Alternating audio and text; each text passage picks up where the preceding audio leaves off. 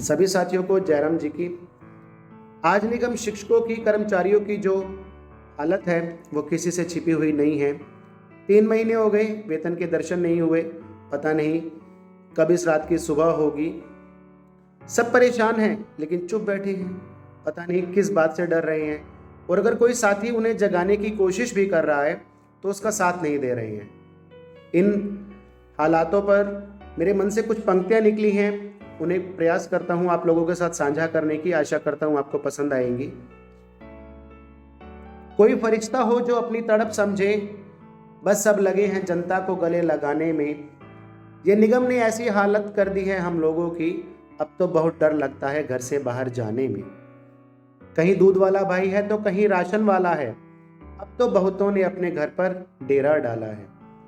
3 महीने बीत गए, खाते में वेतन आए हुए।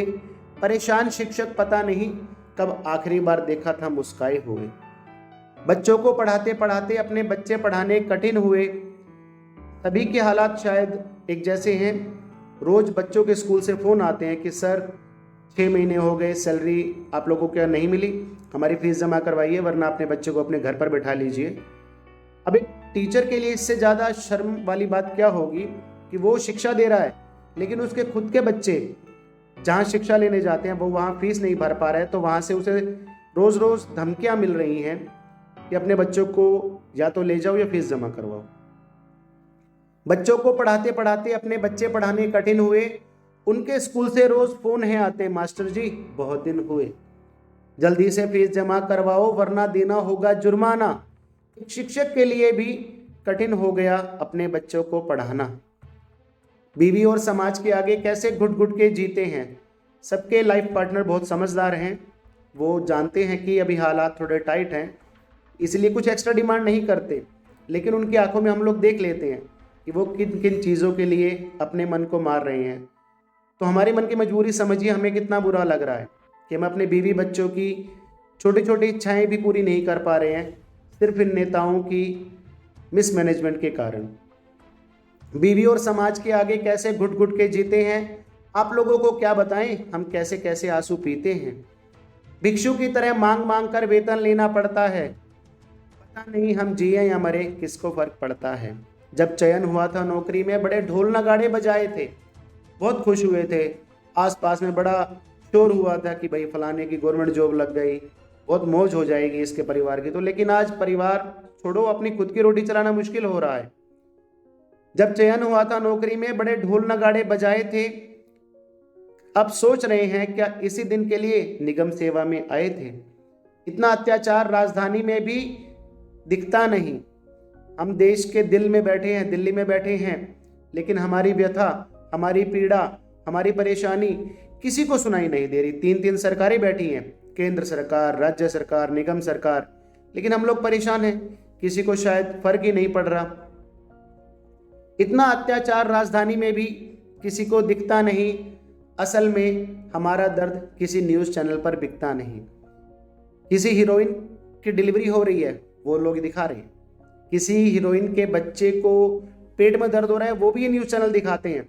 लेकिन 8,000 परिवार भूखे मर रहे हैं, ये किसी के पास दिखाने के लिए समय ही नहीं है। एक करीना के बच्चे की तबीयत भी ये लोग दिखाते हैं। 8,000 परिवारों का दर्द दिखाने में इनके चैनल बंद हो जाते हैं। कोई लाज शर्म से जी रहा, कोई भगवान के पास भी चला गया। कोरोना की ड्यूटी करते हुए हमारे बहुत से शिक्षक साथी शहीद हो गए। उनके परिवार आज पता नहीं किन हालातों में जी रहे हैं। उन्हें पता नहीं सरकार से कोई सहायता मिली भी है कि नहीं मिली। हम लोग उनका दर्द बांट भी नहीं सकते, क्योंकि अपनी ही गृहस्थी चलाना मुश्किल हो रहा है। घर की रोटी ही नहीं मिल रही तो बाहर आप किसी की मदद कैसे कर पाओगे। कोई लाज शर्म से जी रहा, कोई भगवान के पास भी चला गया। बेचारा शिक्षक सोच रहा है, बेचारा कर्मचारी सोच रहा है, मैं किस किस से नहीं छला गया। मोदी जी हो या केजरीवाल जी, किसी को हमारी परवाह नहीं।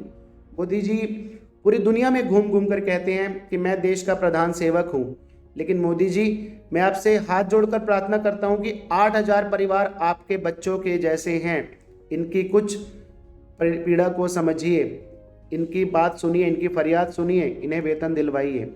और केजरीवाल जी का तो कुछ ना ही कहे तो अच्छा है। पूरे देश में घूम घूम कर कहते हैं मैंने दिल्ली को स्मार्ट सिटी बना दिया, दिल्ली में हालात इतने अच्छे कर दिए, लेकिन 8,000 परिवार भूखे मर रहे हैं। केजरीवाल जी, इनको भी तो आप ही संभालेंगे, कोई और थोड़ा ही आएगा संभालने के लिए। मोदी जी हो या केजरीवाल जी, किसी को हमारी परवाह नहीं, शायद इन दोनों के मुख से इसीलिए अब तक निकली आह नहीं। पर भगवान पर भरोसा है, एक दिन अपना आएगा जब हमें भूखा मारने वालों का वो भी हिसाब बनाएगा। कभी ना कभी तो इस रात की सुबह होगी। आशा में जी रहे हैं, लेकिन सबके पास आशा के लिए भी कुछ होना चाहिए। कुछ रोकड़ा होगा, कुछ पैसे होंगे, तभी तो घर से बाहर निकल पाएंगे, तभी तो मुस्कुरा पाएंगे। भूखे पेट भजन भी नहीं होता, तो भूखे पेट मुस्कुराहट कैसे बाहर आएगी। पर भगवान पर भरोसा है, एक दिन अपना आएगा जब हमें भूखा मारने वालों का वो हिसाब बनाएगा। उठो नेताओं, शर्म करो।